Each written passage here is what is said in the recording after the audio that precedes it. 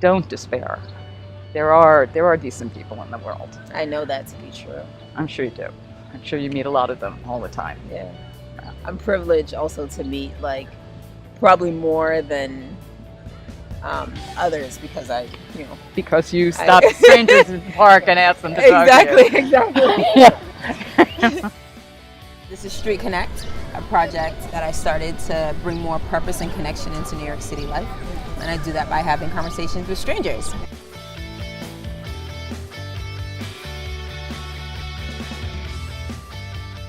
Tell me about your necklace. It's lovely. Ooh, thank you.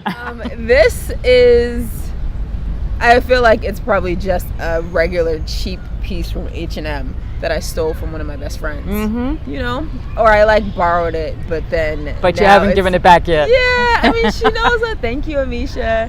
She knows I have it.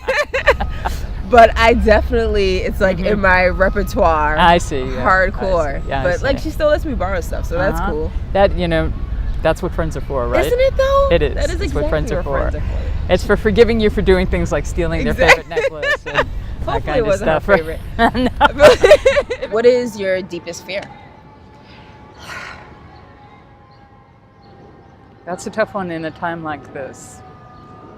My deepest fear is that the fractures that are being so actively propagated by people of ill will are going to lead to catastrophic harm to so many more people than are already being hurt every day in the world.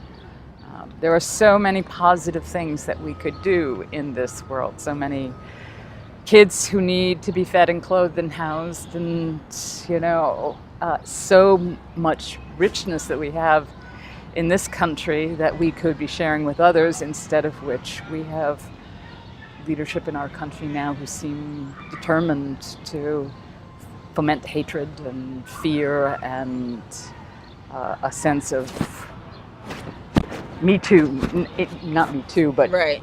Me first. Yeah. And only me. Right. Right. Of course, I'm now old enough to know that times like this don't last forever either. But a lot of people can get hurt in times like this, and that's the one thing that keeps me up at night at the moment.